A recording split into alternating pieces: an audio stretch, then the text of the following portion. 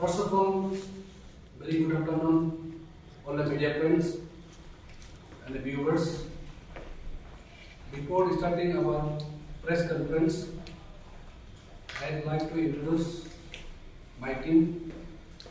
Myself, Likate, President Kosa, and my right side is Mr. Gonyarima, Secretary General Kosa, and my left is Madam Lina Tabu, President Women Wing of the Kosa.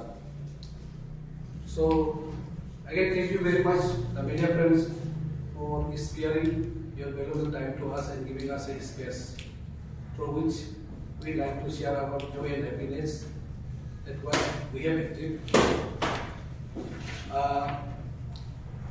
As you all know that our Honorable Chief Minister has announced to grant the dearness allowances and HRA, that is house rent allowances, and non-practices allowances, that is NPA for the doctors, as per our demands, and he responds very promptly, which is a very happy and joyful moment for all the employees of Arunachal Pradesh. So before going into details, just I'd like to read out the exact, just spell out the exact, basically, and what is we are covering under the HRA and the DA.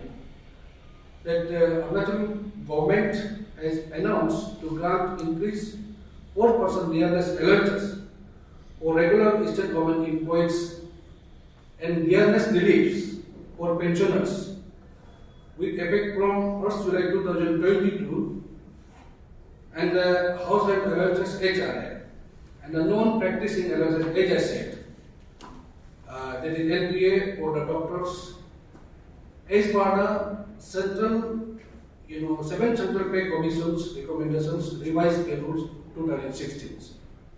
So basically, dearness allowance is the cost living adjustment allowances for the employees which the government pays to its employees as well as dearness relief to the pensioners of the same. The central government has enhanced the DA and the DR, that is dearness allowance and dearness relief, twice annually as per the All India Consumers Index number, that is AICPIN. So DA and DR becomes a basic component of the salary and the pensions for the every regular employees, as you look at.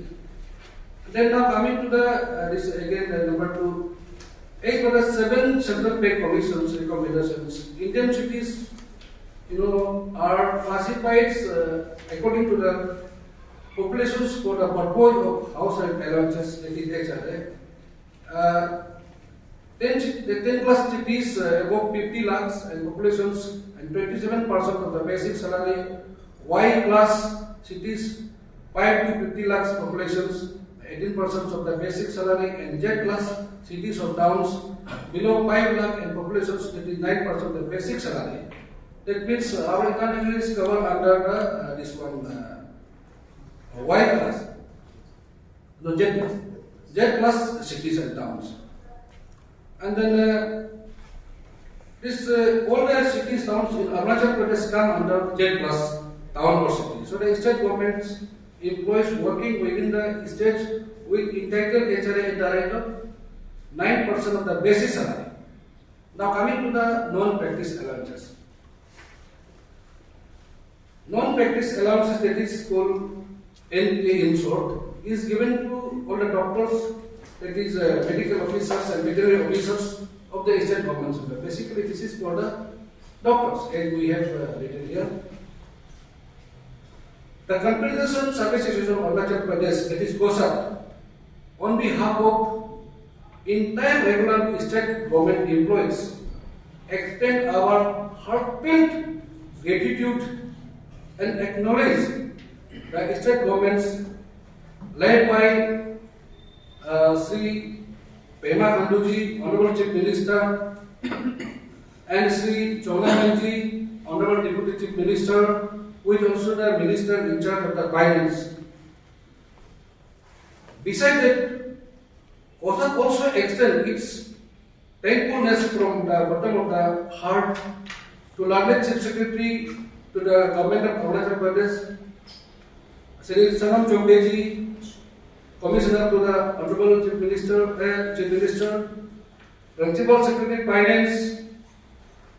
Finance, and officers and officials of the Budget Department, Finance Department for their valuable advice and inputs, which the way of the positive decisions of the state governments in favor of its employees.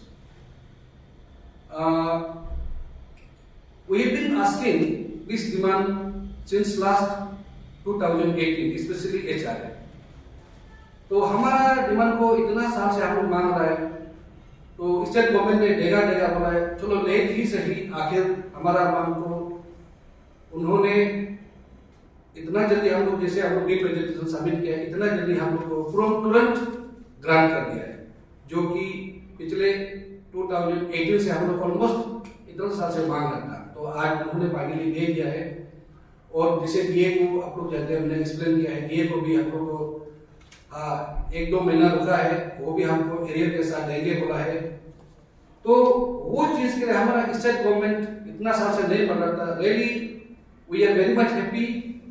तो entire जितना हमारा 70-80,000 employ Arunachal government का employ का तरफ से मैं honourable chief minister का तहे दिल से मैं शुक्रिया अदा करता हूँ। और अभी मैंने जैसे भी बोला, जितना भी उसके साथ हमारा फाइनेंस मिनिस्टर और डिप्टी चीफ मिनिस्टर और red chief secretary Dharmendra ji और सनम चौबे जी, रिपीटेडली नाम ले रहा हूँ, इसलिए रिपीटेडली नाम ले रहा था। Really we are happy. और जितना भी एम्प्लॉयज एंड ऑफिसर्स और प्रिंसिपल सेक्रेटरी फाइनेंस वो सबको मैं तहे दिल से one way of the team का एम्प्लॉय स्टेट में तहे दिल से मैं शुक्रिया अदा करता हूँ। और जैसे आप लोगों ने भी गौर किया होगा, क्योंकि आप समाज का एक तो जो the fourth pillar of the nation and society, हम जानने से पहले आप सब लोग जानते हैं। फिर भी मैं आपके जरिए मैं हमारा जितना भी एम्प्लॉय अरुणाचल का एम्प्लॉय को एक तो मैसेज देना चाहता हूँ कि वो मैसेज को हमारा ऑनरेबल चीफ मिनिस्टर ने भी क्लियरली बोला है कि जो हम मांगता है या एम्प्लॉय को हमारा ग्रेवेंसेस को प्रेस करता है वो समय पर दे रहा है। हालांकि कभी कभी देर हो जाता है, फिर भी दे रहा है। पर साथ ही साथ हमारा एम्प्लॉय का भी एक बेसिक जिम्मेदारी बनता है कि हम जैसे अपना राइट्स को क्लेम करता है, इसी तरह हमारा ड्यूटी बनता है। Not only the employees, in fact it's applicable to entire citizens. When we are claiming about our rights, also we should remember about duty, because Constitution has given us rights and simultaneously condition has given us to duty also. तो इसी तरह हमारा employ government ये नहीं कि हम rights को सिर्फ ही क्लेम करेगा, ये नहीं। अगर आप राइट्स क्लेम करते हैं तो आपका बेसिक ड्यूटी जिम्मेदार को आप करना ही पड़ेगा और कर भी रहा है।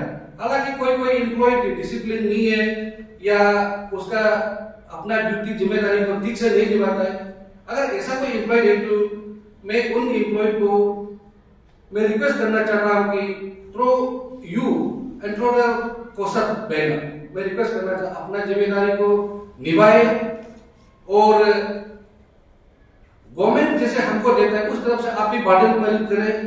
अगर पब्लिक है तो हम एम्प्लॉयड है, लाइक वाइज सरकार हमको देता है तो हम अपना जो नौकरी करने से भी हमको सैलरी देता है, उस हिसाब से आपका सबसे पहले जिम्मेदारी को आप सबसे पहले उतारना है।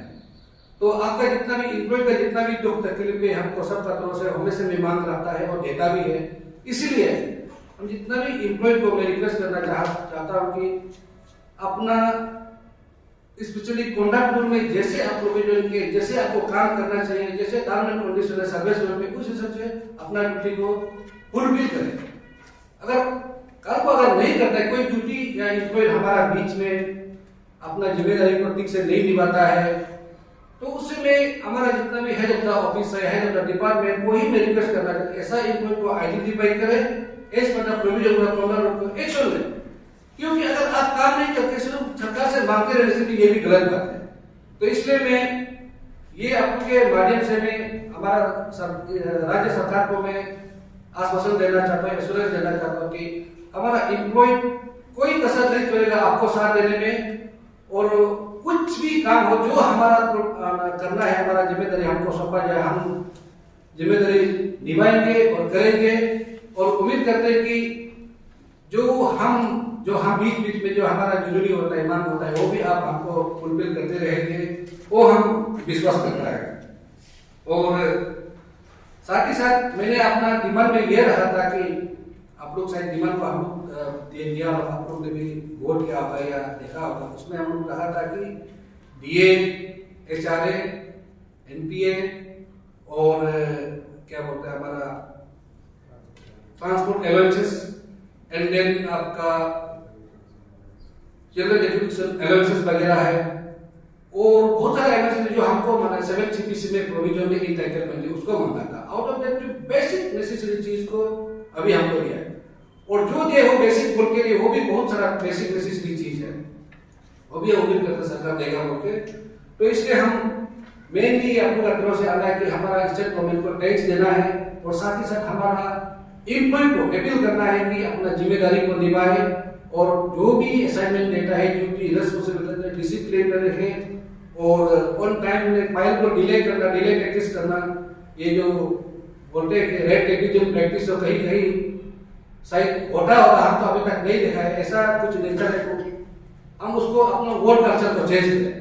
बेसिकली वर्क कल्चर चेंज करें और जब आप वर्क कल्चर चेंज करेगा, आप गवर्नमेंट के लिए अपना राज्य के लिए काम करेगा तो आपका स्टेट हेल्दी होगा, डेवलपमेंट प्रॉस्पेरिटी आगे बढ़ेगा।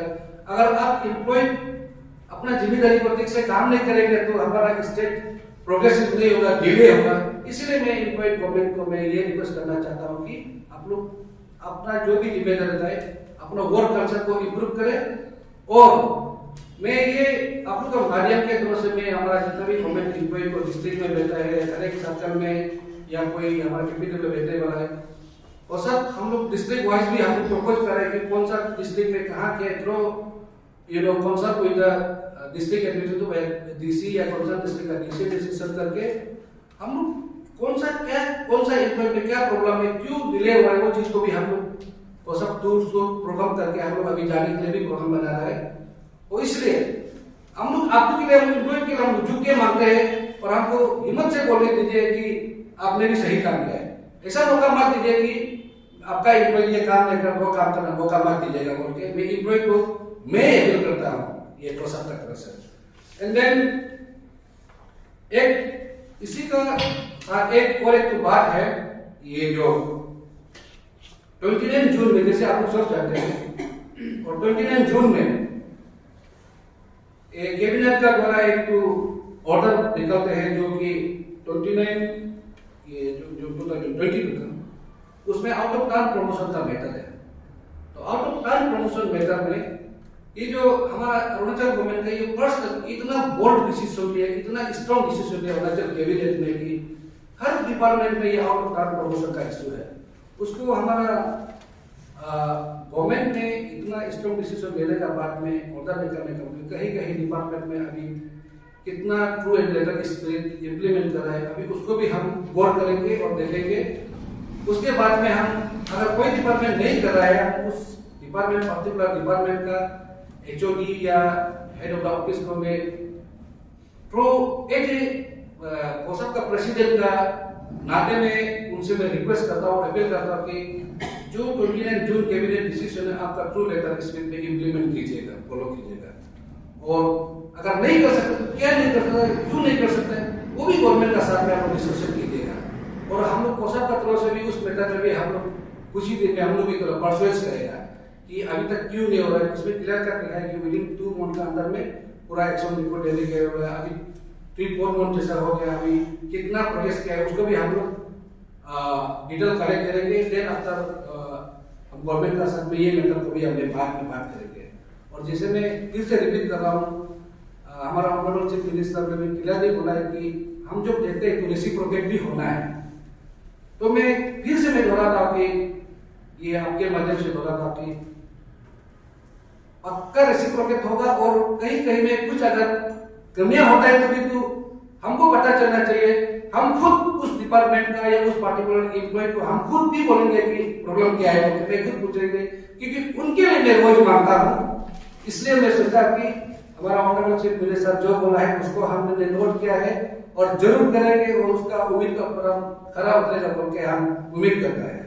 और कुछ और एक तो इशू है, जैसे आपको जानता है हमारा लेटरल एंट्री का जो इन सर्विस के लिए जो सीओ बनने का लेटरल एंट्री है, वो पिछले 4 साल से ज्यादा हो गया, अभी तक वो रिक्रूटमेंट प्रोसेस को अभी तक एक्सपीडिएट नहीं कर पा रहा है। तो इस सिलसिले में मैं काफी बार हमारा ये जो पर्सनल डिपार्टमेंट को बहुत बार बात कर चुका हूँ। और क्या प्रॉब्लम इतना इन ऑर्डिनेंस डिले होने का कारण, एक तरफ आप लोग सब जानते हैं डिस्ट्रिक्ट में या सर्कल में आज का तारीख में हमारा एडमिनिस्ट्रेटिव का एड्रेस होते हो रहा है, सर्कल ऑफिसर नहीं है, डीएससी नहीं है, इतना प्रॉब्लम हो रहा है। उसके चलते एम्प्लॉय में हमारा डेवलपमेंट प्रोग्रेस में इतना हैम्परिंग हो रहा है, बट रिक्रूटमेंट प्रोसेस में भी इतना डिले हो रहा है। तो इसलिए मैं पर्सनल डिपार्टमेंट को पार्टिकुलरली मैं रिक्वेस्ट करना चाहता हूँ कि आपका रिक्रूटमेंट प्रोसेस को जितना जल्दी हो सके इतना कंप्लीट कर दीजिएगा। और अभी आप लोग जैसे जानते हैं हमारा जो Arunachal Pradesh public service commission का भी तो फियास्को चल रहा है, और उसके चलते अभी शायद इमीडिएटली शायद नहीं हो पा सकता है। फिर भी अभी एक तो बहुत बड़ा बात है कि हमारा ऑनरेबल चीफ मिनिस्टर ने इतना बोल्ड डिसीजन लेके और इतना प्रॉम्प्ट और इतना डायनेमिज्म रोल लेके कि ये Arunachal Pradesh public service commission में जैसे ही रिपोर्ट आया है उसको इतना तुरंत एक्शन लिया है। अरेस्ट आप लोग सब देख रहे हैं, इतना अरेस्ट हो रहा है, और उसको सीबीआई को केस को हैंड ओवर किया है। इवन ये चेयरमैन के लिए और मेंबर के लिए एक बटन भी कर दिया है।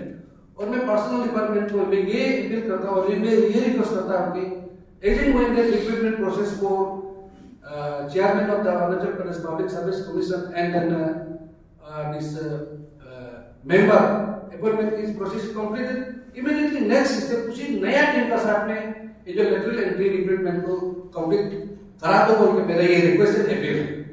और कुछ हमारा एम्प्लॉय का इशू है, जैसे हमारा एनपीएस है, नेशनल पेंशन सिस्टम है, उसमें हमारा सेक्रेटरी जनरल इस मैटर में नेशनल लेवल तक टाच ऑन करके और जितना भी कॉमन संस्कार का साथ में और कांस्टेंट टाच में है। I like to request you to brief up this NPS issue for their better understanding and those experience for employ. Person sir ने जैसे बोला है, हम बहुत खुश है आज सारा अरुणाचल का स्टेट गवर्नमेंट एम्प्लॉयज का तरफ से हम बहुत खुश है। स्पेशली हमारा honourable chief minister Pema Khandu and his team Arunachal. तो हमारा जो भी डिमांड्स है, मेन जो डिमांड्स है उसको फुलफिल किया है। उसने अनाउंस कर दिया है dearness allowance, dearness relief, house rent allowance and non practicing allowance for doctors. तो प्रेसिडेंट साहब ने इसको पूरा कवर किया है। तो इसी का साथ में मैं थोड़ा ऐड करना चाहूंगा, ये स्टेट एक्सचेकर का ऊपर में हम लोग को जो भी बेनिफिट देता है एम्प्लॉयज को या पब्लिक को, स्टेट एक्सचेकर का ऊपर में एक बर्डन पड़ जाता है गवर्नमेंट का, स्टेट गवर्नमेंट के लिए। लेकिन हम स्पेशली गवर्नमेंट एम्प्लॉय सिंसियरली अपना ड्यूटी करेगा, स्टेट का डेवलपमेंट और प्रोग्रेस के लिए सिंसियरली ड्यूटी करेगा। हमारा पब्लिक का पास में जो भी गवर्नमेंट का पॉलिसी है, गवर्नमेंट का जो भी बेनिफिट है उसको पहुंचेगा, तो स्टेट आगे बढ़ेगा। स्टेट आगे बढ़ेगा तो स्टेट का इनकम बढ़ेगा, तो इस हिसाब से अपना स्टेट का रेवेन्यू भी बढ़ेगा। तो वो हमारा ड्यूटी का वजह से, हमारा सिंसियरिटी की वजह से स्टेट का एक्सचेकर भी इम्प्रूव होगा और इसको गवर्नमेंट को आसान हो जाएगी। तो जैसे प्रेसिडेंट साहब ने सारा कुछ कवर किया, मैं एनपीएस का नेशनल पेंशन सिस्टम के बारे में आप लोग को थोड़ा मैं बताना चाहूंगा। 2003 में एक पार्लियामेंट एक पास होता है नेशनल कंट्रीब्यूटरी पेंशन स्कीम। इसको बाद में बनाया गया नेशनल पेंशन सिस्टम। तो ये एक्चुअली जो डिफाइंड पेंशन सिस्टम होता है, रिटायरमेंट का बाद में जो एम्प्लॉयज रिटायरमेंट हो जाता है उसका बाद में गवर्नमेंट जो उसको पेंशन देना पड़ता है, उससे गवर्नमेंट बचने के लिए, क्योंकि एक गवर्नमेंट का एक्सचेकर में बहुत एक बोझ पड़ जाता है। तो इसलिए अपना से एक कंट्रीब्यूशन करके एम्प्लॉयज जो है जब तो वो सर्विस कर रहा अपना से कंट्रीब्यूशन करके उसको प्राडा का जो सर्टिफाइड एक कंपनी में उसको डिपॉजिट करे कंट्रीब्यूट करेगा, उससे जो मुनाफा कमाएगा वो टोटल करके गवर्नमेंट जो है ऐसा है एनपीएस में बेसिक पे का ऊपर में अपना जो एम्प्लॉय है वो 10% कंट्रीब्यूट करेगा और 10% एम्प्लॉयर जो है गवर्नमेंट जो है कंट्रीब्यूट करेगा उस समय। अभी लेकिन डिसीजन ले लिया सेंट्रल गवर्नमेंट भी स्टेट गवर्नमेंट भी गवर्नमेंट का तरफ से 14% कंट्रीब्यूट करेगा, तब जाके 24% जो बेसिक पे है आज का दिन में वो एक कंपनी में डिपॉजिट होगा, उसमें कंट्रीब्यूशन होगा, उसमें जो जैसे ग्रोथ होगा वो रिटायरमेंट का बाद में आपको 60% जो है आपको कैश दे देगा और 40% को आप एक एन्युटी लेना पड़ेगा, उससे जो इंटरेस्ट आता है आपको मंथली पेंशन मिलेगा। ये नियम बनाया था, लेकिन देखा गया है तो स्पेशली हमारा स्टेट हमारा नॉर्थ ईस्ट को देखा गया तो यहाँ में एक बार पेंशन होने का मतलब आदमी डायरेक्ट अनएम्प्लॉय हो जाता है। तो हमारा लोकल जो है ट्रैवल आदमी जो है अपना जवान में कमाई करते समय और या नौकरी करते समय कैसे सेविंग करना है, कैसे इन्वेस्टमेंट करना है उसका आइडिया नहीं। तो एक बार रिटायरमेंट होने का मतलब पेंशन का ऊपर सिर्फ डिपेंड करता है। तो इसलिए ये मांग 1-2 साल से शुरू हुआ और सारा इंडिया में ये चल रहा है और राजस्थान, छत्तीसगढ़, झारखंड और पंजाब गवर्नमेंट ने डिसीजन ले लिया ये एनपीएस को स्क्रैप करेगा और ओपीएसयू और ऑल पेंशन सिस्टम है उसको रोल बैक करेगा। तो यही हमारा भी डिमांड है, हमारा स्टेट गवर्नमेंट एम्प्लॉयज का डिमांड है, जो एनपीएस सब्सक्राइब का डिमांड है। तो इसी के चलते हमको भी एनपीएस स्क्रैप करके ओपीएस में वापस लाया है। तो नॉर्थ ईस्ट का एक बड़ा स्टेट है असम, लास्ट टाइम आपने देखा होगा वहां में भी एनपीएस का एक रैली हुआ था बहुत जोरदार से। तो इसलिए हम चाहते हैं, हम बात कर रहे हैं नॉर्थ ईस्ट का जितना एम्प्लॉयज है तो उनसे बात करें। नॉर्थ ईस्ट में जब एनपीएस स्क्रैप होगा और ओपीएस लाएगा, हम एक साथ में लाना है। और हमारा डिमांड है इंडिया एक काउंट्री एक नेशन है, तो यहाँ में राजस्थान में आपको राजस्थान स्टेट गवर्नमेंट का एम्प्लॉय रिटायरमेंट का बाद पेंशन मिलेगा, अरुणाचल का पेंशन नहीं मिलेगा, आपका छत्तीसगढ़ का पेंशन मिलेगा, मध्य प्रदेश का नहीं मिलेगा। ये तो नहीं हो सकता। इसलिए हमारा डिमांड है 1 नेशन 1 पेंशन। अगर ओपीएस को एनपीएस को हटाना है, सारा इंडिया से हटाना है, सारा स्टेट से हटाना है, ये हमारा सेंट्रल गवर्नमेंट को भी डिमांड है। थैंक यू, मेरा तरफ से इतना ही। ये जो हमारा वुमेन विंग का प्रेसिडेंट भी अपना बात रखेंगे कि she is also representing entire women employees women of the state. Madam, very good afternoon, media fraternity. Thanks to all very much for covering this press briefing. My president sir and secretary sir have already expressed their gratitude and thanksgiving, but still I'm here to express my gratitude to the our honorable chief minister and his government for giving us such a great gift, advanced New Year gift, especially the DA. I on behalf of all the employees of the state would like to thank him.